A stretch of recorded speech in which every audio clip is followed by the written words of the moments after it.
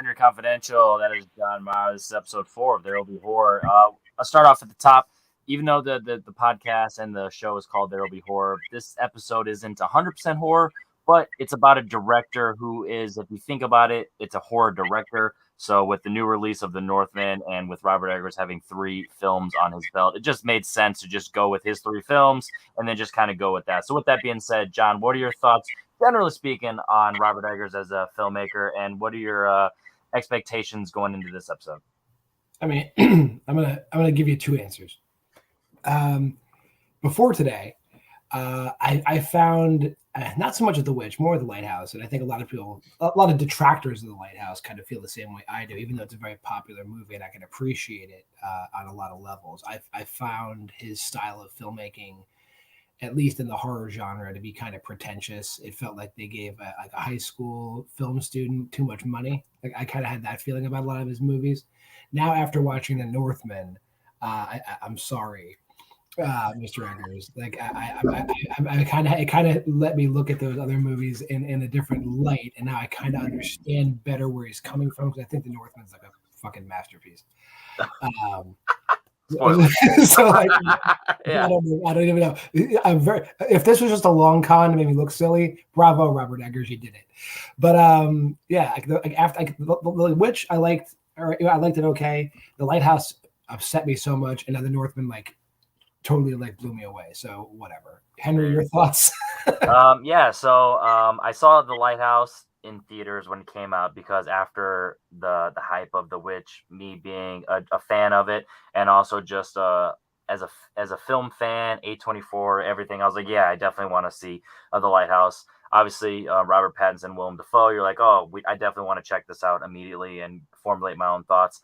And then fun fact, me and you both just saw The Northman today, so we're definitely fresh on that. So it's one of those things where seeing that on the big screen was definitely beneficial. So so as Robert Eggers as a filmmaker has a very unique sense of style, and he has an approach to telling a story about a story that could be generic or simple, and twisting it in terms of style and tone that you just don't see anywhere else. And he's capable of getting the best out of his actors to either say his type of dialogue, or just the weirdness and the kookiness, or just the, it is what it is type of deal. Like, you're in this world. He sets up a world and he just goes for it, and you got to respect that the craft. So yeah, it's definitely interesting. Definitely 3 different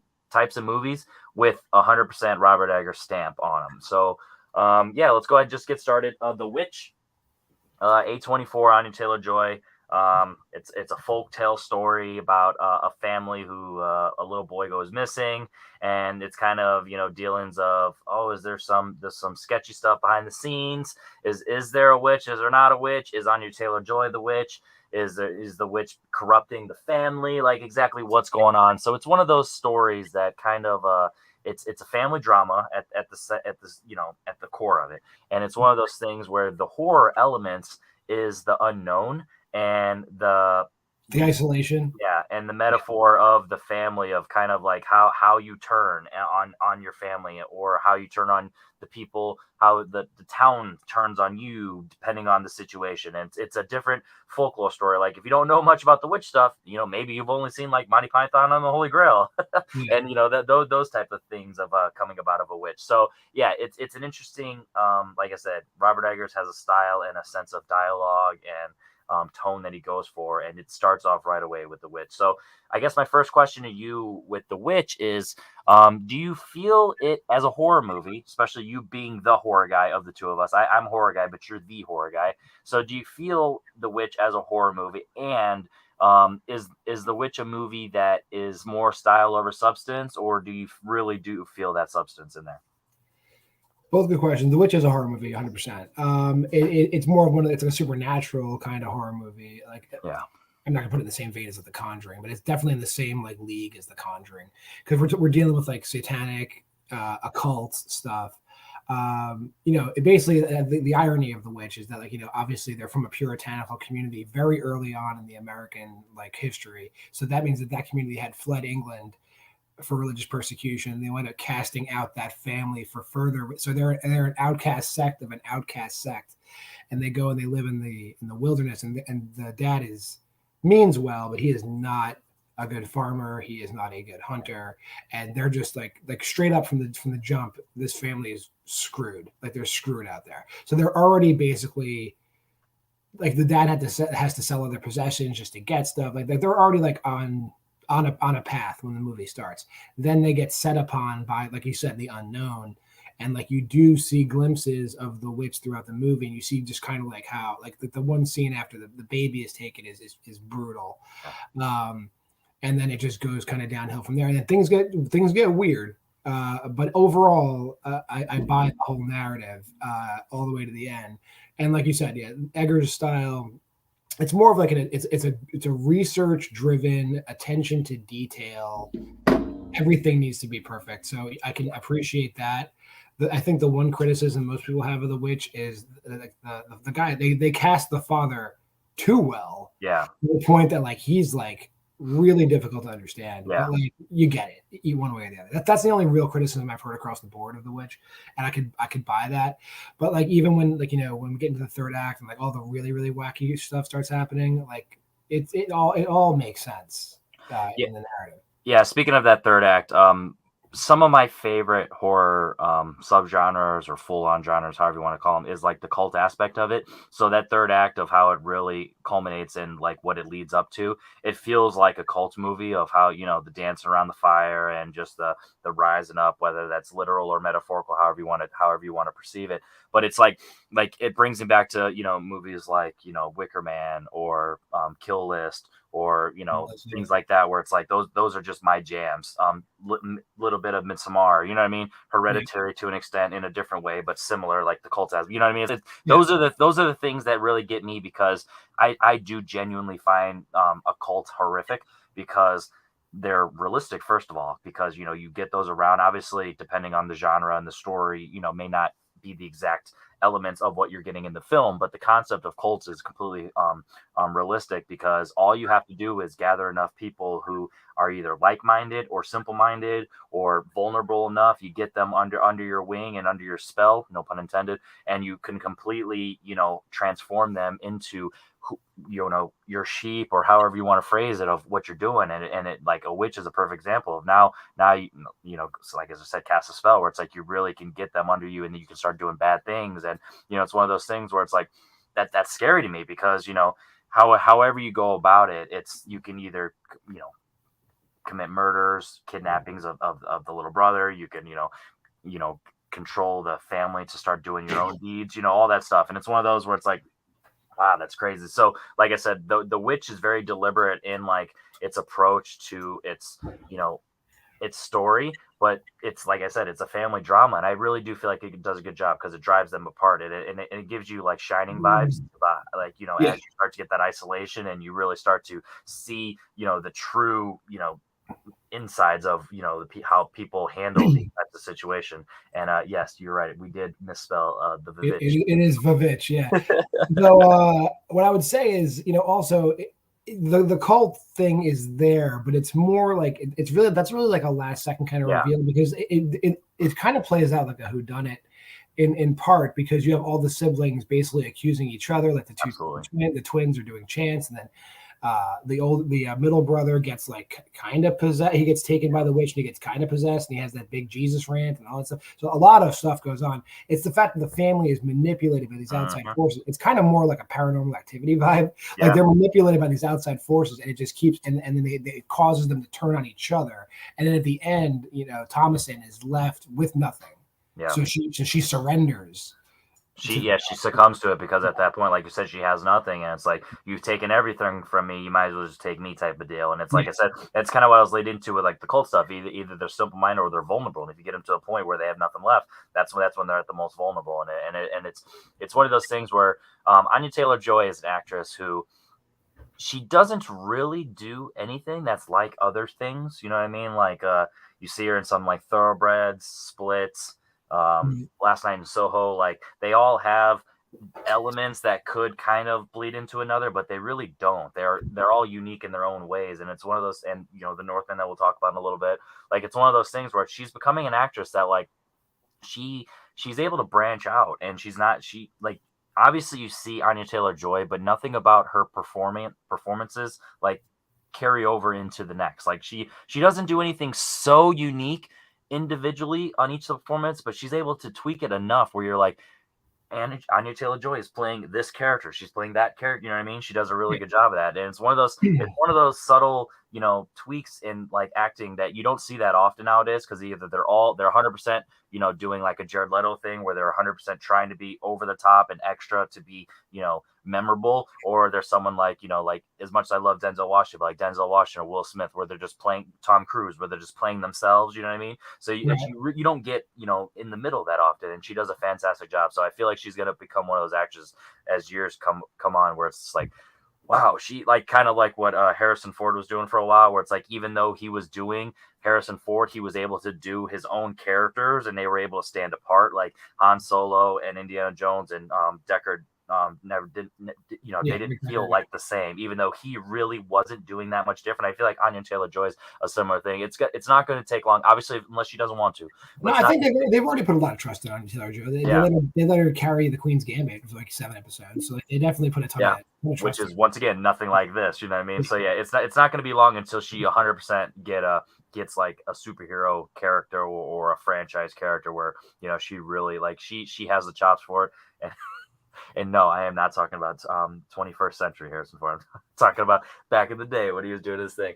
But so and I kind of want to get into how your thoughts on The Witch going into this rewatch and this episode in the context of The Northman. What were your thoughts initially on The Witch? I thought The Witch was fine. I thought above average, basically because like it's. I think the movie is very well received. So like I didn't want to be a contrarian. I don't dislike The Witch at all. I liked it just fine, like I said. I think it was exactly what it was advertised to me. Like I'm not big into occult horror or supernatural horror, but regardless, I enjoyed it. So that was basically my thoughts on it. Was it like the greatest horror movie I've ever seen? No. Was it like in my top 10? Also no. Yeah. But I have nothing that I dislike about The Witch other than really nitpicky stuff like the casting of the father. But that was done on purpose, so I can't really even criticize him. I understand why Robert Eggers does what Robert Eggers does. Yeah. So kind of to touch on that, what could have The Witch done differently to like feed more your style, but also not be a completely different movie? What could it have added or tweaked a little bit to be more your lane and to kind of rise on your personal scale? I don't know, to be honest with you. That's a great question. I think The Witch is what it was meant to be. I don't think you can change much about it. I think you need that setting. I think you need them to be isolated. You need the family to make those decisions. And Eggers chose to be period specific and period accurate. So do you think maybe more POV of the witches and the witch, or is it one of those things that keeping that separate kind of adds to the horror? Because it's that whole genre, if you tip your hand, you ruin the movie. There's lots of, there aren't many films I can think of that take that route, like where you see the witch or you see the ghost or you see that's more that's not that genre. That's not how that works. Okay. Yeah. I'd be interested to see if I can think of a movie. Maybe we can review a movie later. But I can't even think of a movie that works that way. Maybe some of like the second tier Conjuring movies do that sort of, but not really. They're second tier for a reason. So I guess that makes sense. All right, so the Witch is one of those where what would you rate it? I think you said 3.5. Is that what you said? I think I'm at 3.5. I think 3.5 is fair. I think that's where I'm at with The Witch. Yeah, for me, there's been times where I've considered going 5, but for the most part, 4 is soft for me. Like it's a good movie. It's one of those where it's like it's not as boring as it seems like it would be on paper. It takes a minute for your ears to adjust to the dialect and to the words that they're using. But once you get used to it, you're all invested because it really does have a very distinct style and story that it's trying to tell. So yeah, 4 stars for me. But we're gonna move over into his next film, which was The Lighthouse. And This is going to be an interesting conversation with you because now we're getting into, is this horror, is this not? I know it's been a debate for a while ever since it came out. Like, what really is this movie? So I guess once again, start with how we went about with The Witch. What was your initial opinion going into this rewatch, and then what is it after the rewatch? So what are your thoughts on The Lighthouse? Yeah, okay. Hate is a strong word. I didn't hate The Lighthouse. I think Willem Dafoe is fantastic in this movie. Well, Willem Dafoe, and he returns as the same character in The Northman, but like, but Willem Dafoe is freaking great. You didn't like me, Lobster Bisque. Like, all the little like really weird things about that character are great. The Lighthouse, I also, it's like I'm coming to understandings after rewatching it.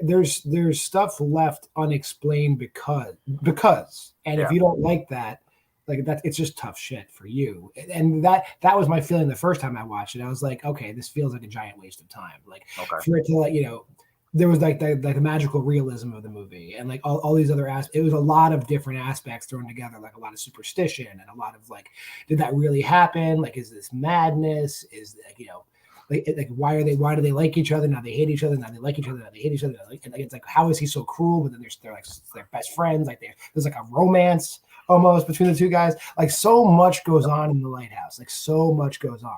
But then when you rewatch it, you're like, oh, it's done on. It's like an Uncut Gems thing. It's done on purpose. Like, this is all done on purpose.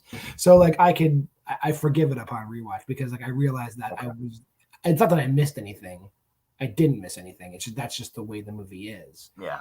And we'll get into more detail. Go with your thoughts. Yeah, so the first time that I watched The Lighthouse, it's one of those where it stands out because I did a double feature at the time. I don't remember which movie I saw first, but I saw this second, and I was so dead tired that I was like, "Oh, I'm not gonna be into this." But I'm like, I'm just gonna go and I'm just gonna suck it up because I'm trying to see as many movies as I want. I was invested from Jump Street. Like, I stayed wide awake. I watched it, and my eyes were glued. It's one of those movies that, similar to what you're saying, regardless of what's really going on screen, if you accept it for what it's going for, then you're going to accept. I think of it like a folktale story where it's like, no matter how many times you hear the story, it's never going to be the exact same. And I feel like that's Robert Eggers telling this story of these two men, and as the scenes jump, that's him kind of like telling it a second time to someone else. So it's like he's telling like the first act of the movie to one person, then like 2 years later he's telling the second act to someone else, and so on and so on. And things go around. It's one of those where it's like, it's not really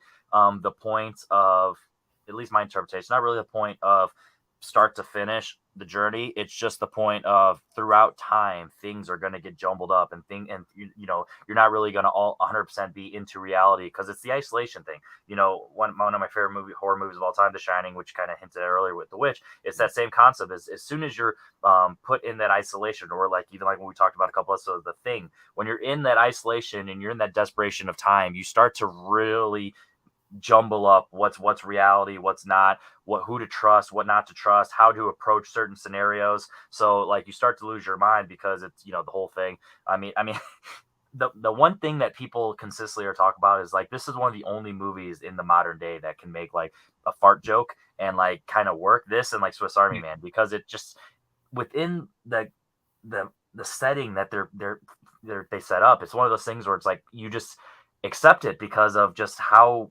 weird and crazy that the isolation is. And it was a bold choice with the aspect ratio, with the black and white cinematography, with it pretty much being a two-man crew the entire time, the brutality of like of the seagull, the ambiguity, I always forget that word. The ambiguousness of the mermaid. I mean, the different elements of this movie as it just goes in and out. Like you said, their friendship back and forth, back and forth. Are they friends? Are they not? Are they starting to like feel for each other when they're drinking, when they're eating? You know what I mean? It's one of those things where it just goes back. And imagine the ship scene in Jaws for an entire movie. It's going to really start literally rocking the boat, as it goes. And that's how I kind of interpret this movie. Like, another way I look at this movie is like, is it like a study of mental illness? Because like, I think we see like Willem Dafoe's character, like I think he's the main lighthouse keeper. He's been there for years and years and years. He's already crazy. Oh, yeah. Like he's already, like, he's got like OCD, like he's persecuting Robert Pattinson's character, and then Robert Pattinson's character shows up and he's just a regular dude. He thinks he's gonna be there for 2 weeks.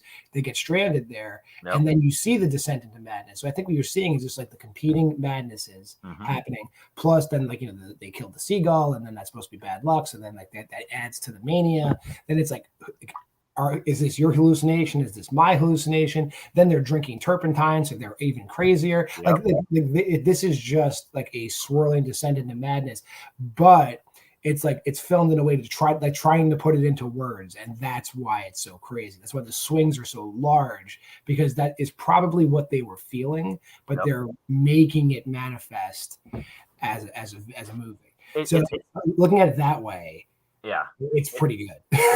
It's like if you're reading a book and you're reading an entire chapter and it's inner monologue or it's someone's thoughts, you're like, oh yeah, that can go, pretty much one for one as it goes on screen. But if you're trying to, or your goes on the page, but if you try and translate that to the screen, it's going to seem more literal no matter what. And I think he does a good job of not telling you what's metaphorical, what's dream scenarios, what's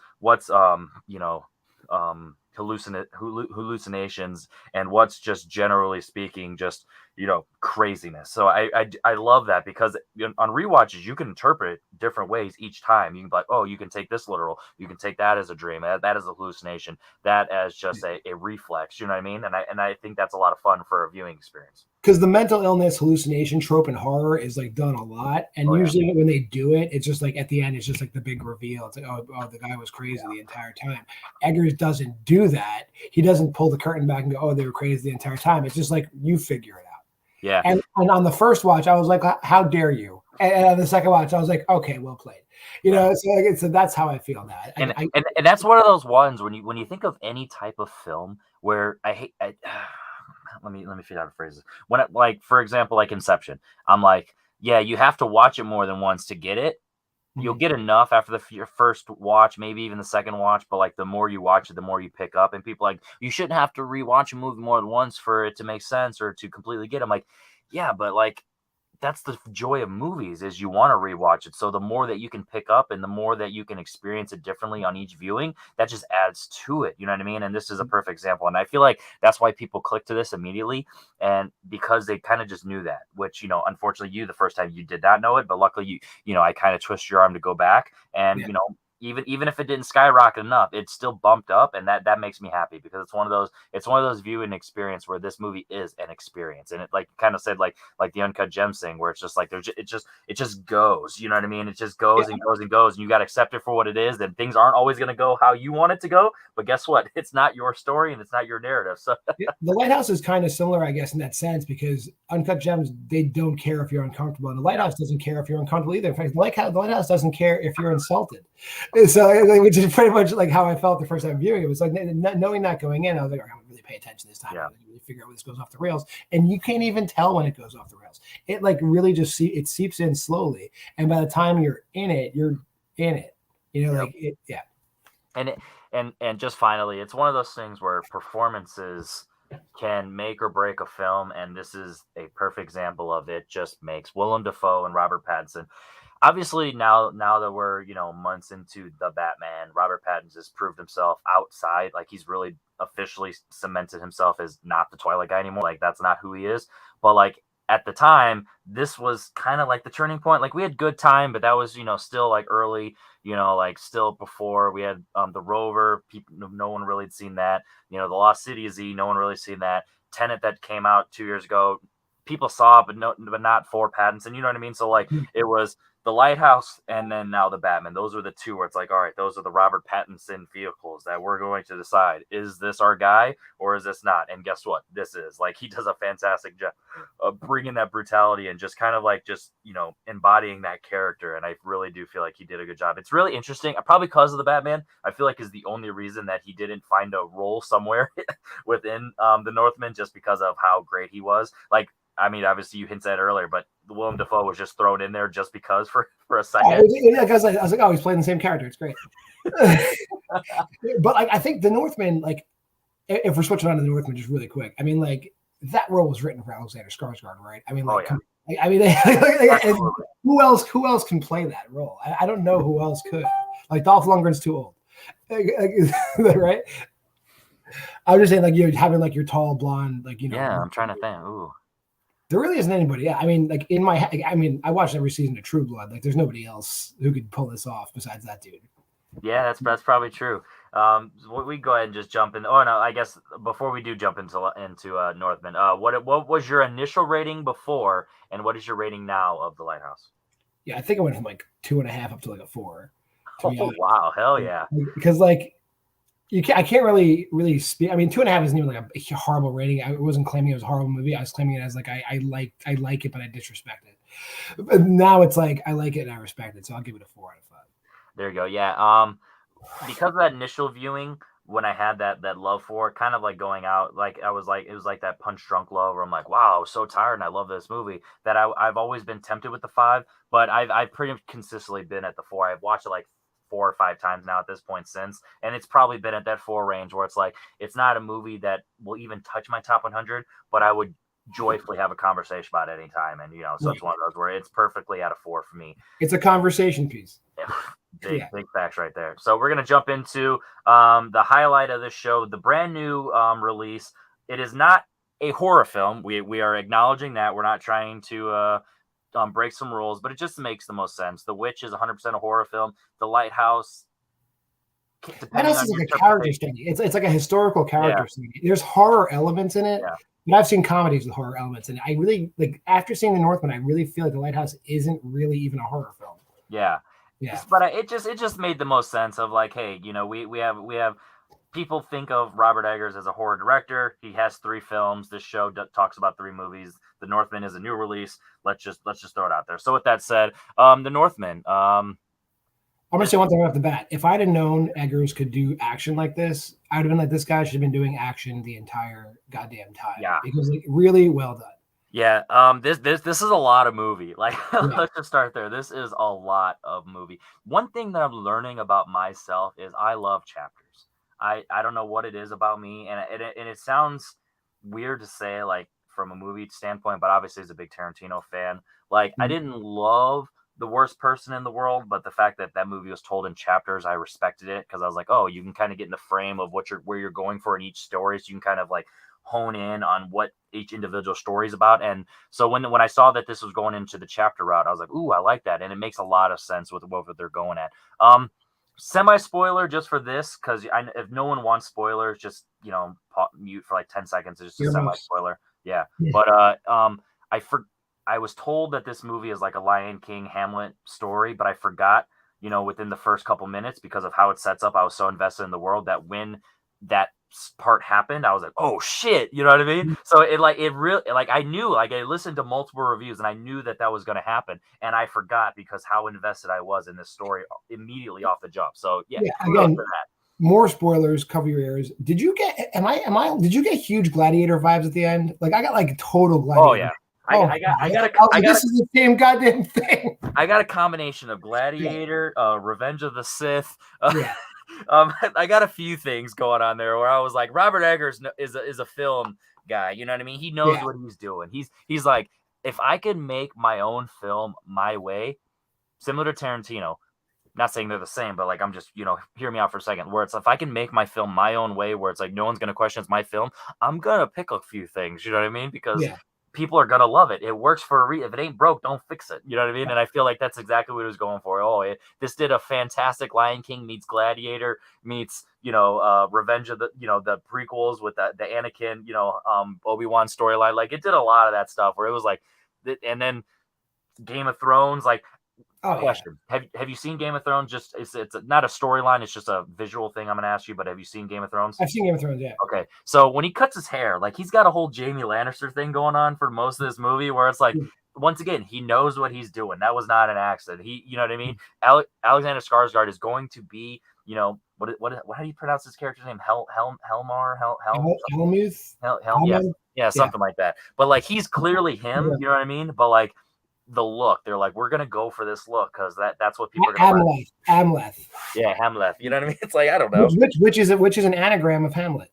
That makes a lot of sense. Yeah. So this is a story that once again has a lot going on, but it's so unique still, even though it has inspiration of like the Hamlet, the Lion King story, where it's like because of the chapters. Like it takes its time. Like, Yeah. fun fact, I double featured this and Secrets of Dumbledore, and I watched Secrets of Dumbledore after I watched this first. But like they are pretty much about the same in length, difference about 5 minutes. This felt minimum a half hour shorter because the pacing of this, it's slow and it's deliberate, but it's so well edited that like it's just you're it's like you're on a ride where it's like you don't have to be going at 100 miles an hour, but you're consistently going and you know you're going and you're on for the ride. And it's one of those things where you really do care about his character. He's not and another thing I like about him is he's not really a good guy. You know what I mean? You're not always on his side because he is vengeance. You know what I mean? And it's kind of one of those things with the Batman where, you know, similar to the Batman recently, where it's like,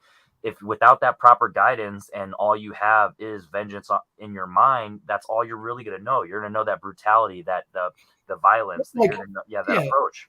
Spoiler alert again, Crevier is like clearly like not a good guy. Like he kills a bunch of people and poses and like constructs their bodies into like a Trojan horse and like nails it to a wall. That is a high level of like psychopathic planning to pull that off. So like, yes and no. In his defense, at that point, that's at the end when he's with the people. So it's like I get the inspiration for that. But even before then, when he's working for the crew and like when you first are introduced to him, they're on the boat and you see the one guy like shoot the arrows with another guy, you know, like two people on the other boat, and you see his point of view and you're like, oh, he's not about that. But then later they're like tearing up that village and they're like doing the same thing in multiple POVs of like children running by, and you're like, wow, that was like him, you know, a couple minutes ago in the movie and years ago for him life, and it doesn't even click for him at no point. And it's one of those things like, oh, he's too gone, you know what I mean? It sets up he was like raised by that. Yeah, he's raised by wolves, you know what I mean? And like that's why they have that's why later when he introduced himself as like a wolf, you know what I mean? And that's kind of the metaphor of this movie, where it's like,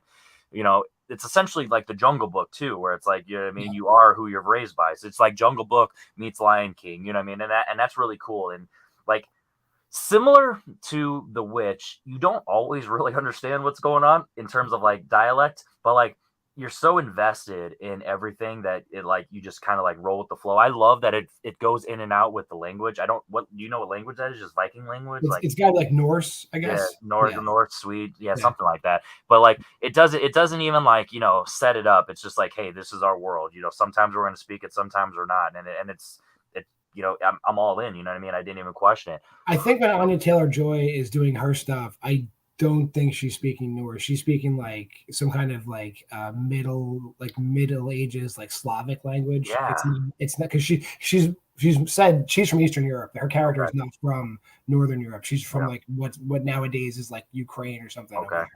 So like that's what she's speaking, one of those languages. But yeah, actually, I want to talk about one more thing about this movie that I thought was fantastic. The mountain shows up. Half-Thor is there in the scene when they're playing the game. When they play, it's called the baseball Quidditch game. It's called Natlicker. Jesus. Which is like, I want to get so let's get 7 of my friends and throw that around. Let's play that game in the backyard. And that scene is great. Meets baseball meets cricket meets lacrosse meets UFC. It was wild. Yeah, that's a great scene. That whole scene was great, and just to see the mountain show up and kick some ass is always fun.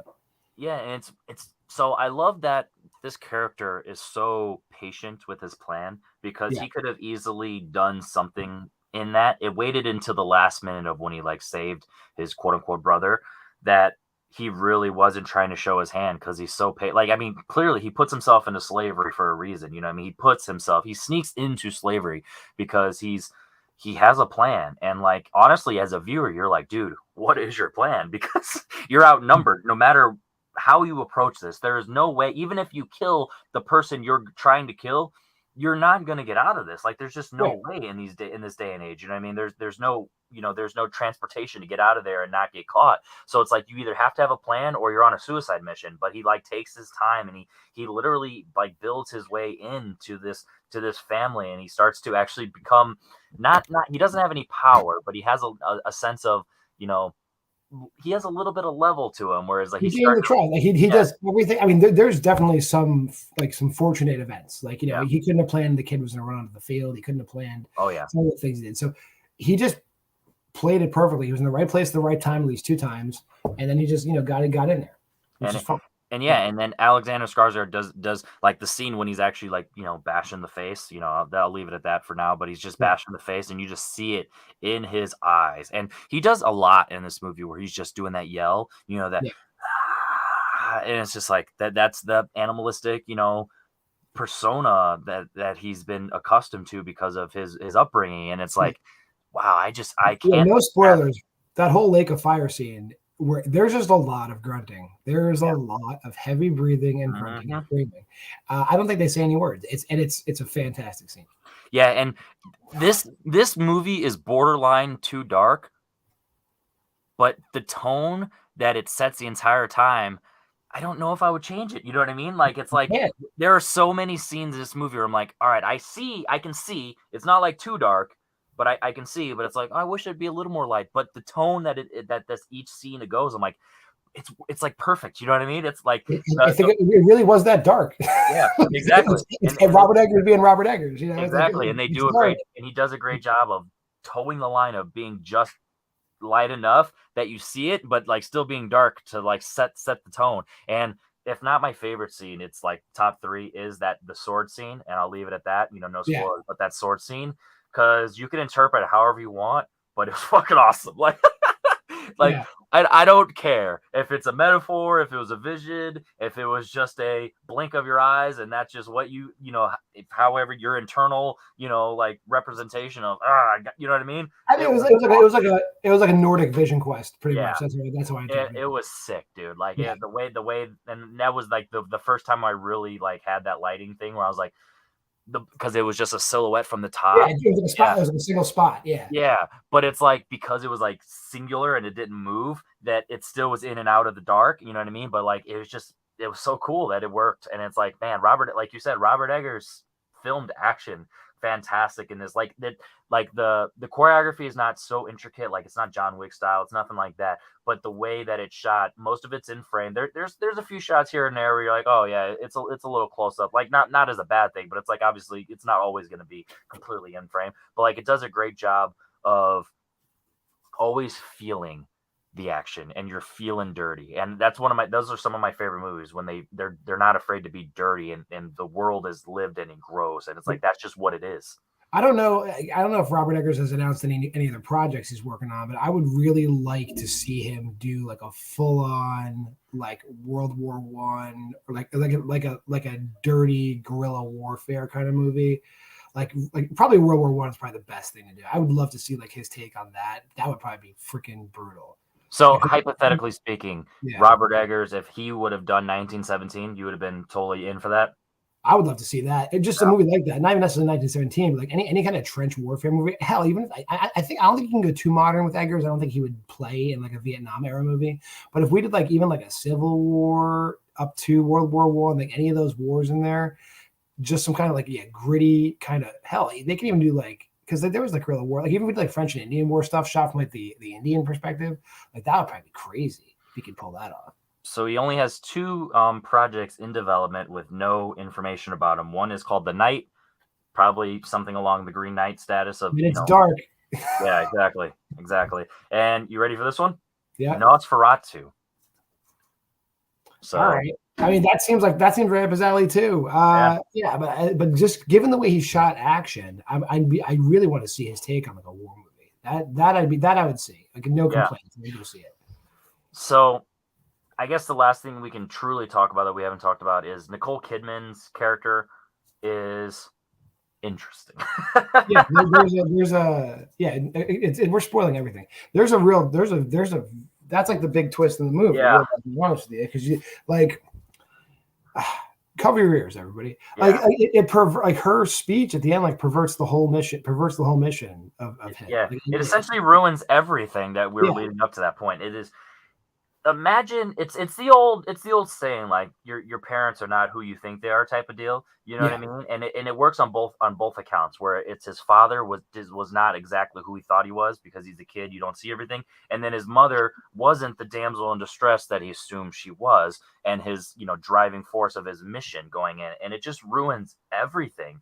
And the spoilers, the matricide, where it's like he did that, it's like you could just see it in his eyes, and he was fighting it so long because he's built up to this point to be an animalistic, brute. So the fact that he was so unwilling to kill her for the longest, I mean, obviously short period of time, but for the longest, in the heat of the moment type of deal, he held back as long as he could, that it's just, you could just see it eating him alive. And it got to that breaking point where by the end he was like, hey, in the final fight, it's like, I'm dying, but I'm going to die with you. We're going to die together, worst case scenario. And obviously, you know what I mean? It's one of those where it's like it goes all out, and Nicole Kidman does a fantastic job, because it's like, you want to hate her by that point. It's like a huge betrayal of everybody, because like even in the scene, like in the beginning scene, like when you see her getting taken away, she is acting like she does not want to be taken away. And like, that's what he's left with when he flees, And so here's my question to you.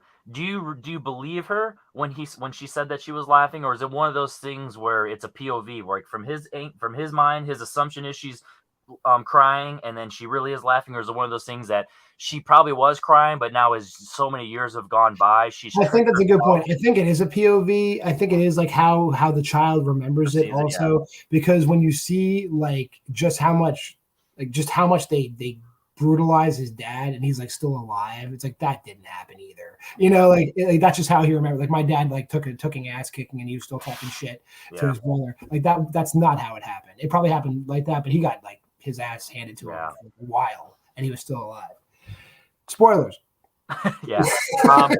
My one of my favorite two scenes is in the beginning when he takes the nose, and then when he gets that guy again and he goes right through the face. I'm a finished card. Oh my god, dude! Like that's the type of brutality you like to see. That's not over the top grotesque, but like it fits the character and it fits the story, and it just comes full circle. That it's just like some Thomas Jane Punisher stuff. Yeah, and it's like that's a great example. Like this character is like a Viking Punisher. You know what I mean? Like he's essentially only really going for the bad guys, and he's also still willing to cut a few corners. You know what I mean? It's like, wow, that honestly, Robert Eggers, do the Punisher. Let if you, you know what I mean? Punisher.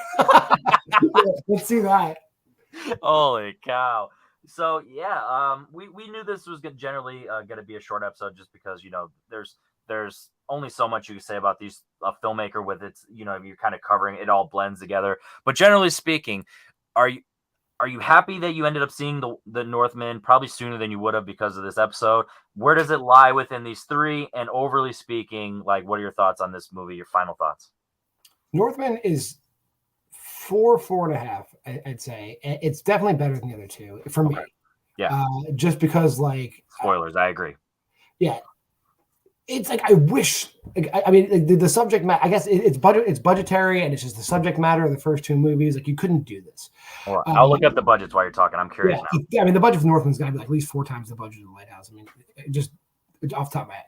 But like the fact that he was given this, he took the ball, he ran with it. Like every scene, even the sports scene, like it's shot so well. Like everything is just done well about it. So I am glad that I watched it earlier than I would have. I'm glad that like I just went in and gave everything a second chance. So yeah, Robert Eggers.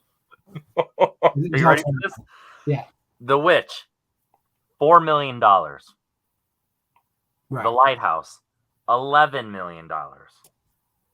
The Northman, $60 million. It shows. Yes. Holy cow. I knew it was going to be a lot more, but like it was the two combined times 4 times 5. You know what I mean? That's crazy. Add them together and multiply by 4. Yeah. That's crazy. Yeah. Well, he's the kind of guy, like I can see him like just being like, look, this is like, he'll be like that whole Guillermo del Toro thing. It's like, listen, I'm gonna do it this way, and if you don't like it, I will walk. And that's just the way it's gonna be. Like I could definitely see that. Okay, so similar to Del Toro with this Hobbit situation, where they didn't let him do it his way, so he walked, and kind of like Edgar Wright too with the Ant-Man thing, where it's like, hey, don't ruin what makes me me. You know what I mean? Yeah. And I like that. So that was the first thing that was interesting when it started and it said focus feature. I'm like, wow, not A24. I'm curious, and I don't know if that's the budget. That's the only difference with the budget is Focus was able to give him more money, Maybe. or like what? Yeah, but that was interesting. That was the first thing I thought. I'm like, oh wow, this. And then it felt like if I jumped in 10 minutes in the movie, I just assumed it was still an A24 movie. You know what I mean? Just because of There's a wow, feel. There's definitely a yeah, feel to it. Yeah. yeah. So yeah, similar to me. Right now, it's a 4-star movie. I don't think it will ever be a 5-star movie, just because it doesn't have that emotional punch that, say like Gladiator, Braveheart, like those type of movies, similar Yeah. in the vein, where by the end you're like, not if not in tears, you're fist pumping, kind of. You know what I mean? It doesn't really have that because of just how dark it is, tonally. But it's of the three, I could definitely see myself going back to watch this, and it's probably always going to be a solo watch. Like, I'm not going to be like, hey friends, let's go watch The Northman. You know what I mean? It's Yeah. one of me Right. where it's like, hey, I'm kind of in a mood for this type of story, and I'm just gonna watch it by myself and just kind of sit back, turn up my sound system and all that stuff. So yeah, of the three, I will probably go Northman 1. That's tough because Witch and Lighthouse, like I really don't know because they're so different movies in terms, you know what I mean? So like trying to compare, I will go Lighthouse because I'm probably if I had to pick the two, which one? And I hate this. I hate saying this because this is what people do to me. But like, which one in front of me? Which am I gonna watch first? Lighthouse of the two is gonna be that, and then The Witch. But for me, they're all 4-star movies. What about you? What are your three? I have the same exact order. It would be Okay. Northman, Lighthouse, The Witch. Yeah. Yeah. I think that's just a matter. That's just growth. Like he Yeah. just grew through those movies. So like that makes sense. I think that is exactly what he intended to do. So I think that order is the correct order. And you can fight me if you disagree. That's that's Fight the us. order. Technically, we Yeah, fight us. we agree. Yeah. All Yeah. right. So with that said, this was There Will Be Horror, quote unquote. The Robert Eggers edition. We talked about The Witch, The Lighthouse, and The Northman. Comment below your general thoughts on The Northman. Obviously, if you stuck around with, I mean, I don't think we went too full into spoilers, but we talked about enough with it being as new as it is that obviously, hopefully, it didn't ruin anything for you. We tried to teeter it without doing too much. We kind of vaguely talked about the spoilers, but yeah, if you've seen The Northman, comment below your thoughts on that movie, and then where would you rank these three of The Northman, The Lighthouse, and The Witch? And comment below what is a film, either series, concept, or if a remake of something that you would want to see Robert Eggers tackle, because that's definitely an interesting concept that we discussed. So with that said, if you made this far in the video, go ahead and like the video. Obviously, make sure you you either share it on anything that you're talking about horror, because we have other episodes. This episode 4, we've talked about The Thing, we've talked about the new Scream, we've talked about A Girl Who Walks Alone at Night, we talked about Fresh, we talked about Behind the Mask, like we talked about some other things. So yeah, make sure you check us out. We also have a Facebook group called There Will Be Movies, where we have signups for every other stuff on the channel. Me and John, as well as our buddy Will Cohen, we run a movie trivia league, as well as we have an open format, kind of like bar style trivia. We also do a little bit of debate, and we kind of just sit around and shoot the shit as well. So make sure you check all that stuff out. So John, any closing thoughts? No, like, subscribe. Come on, where are you people at? Let's go. Tell your friends, tell your family. Let's go. There you go. We want to start becoming one of the top horror podcasts out there. So with that said, my name is Henry Confidential. That is John Marr, and this is where we talk about horror, because there will be horror. That didn't work very well, but hey, it is what it is. We're working on it. I like it. Let's go.